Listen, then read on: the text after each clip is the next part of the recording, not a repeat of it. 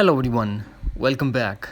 Today in this video I'm going to show you how to fix if the control center is not showing on lock screen after or before iOS update in any iOS version.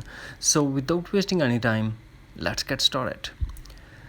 The first thing that we have to do, we have to launch settings. Here we have to tap on General and tap Software Update and update your iPhone to a latest iOS version. After that, we are going back to settings. Here we are going to tap on Touch ID or passcode, Face ID or passcode, and enter your iPhone passcode.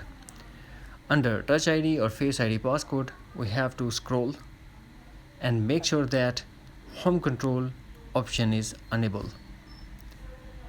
Now force close all the apps that are running in the background, and after that hopefully you will get rid of this issue and you will get back the control center on the iPhone lock screen. That's it. Hopefully friends, you found this video helpful. Thanks for watching. Take care. Bye bye.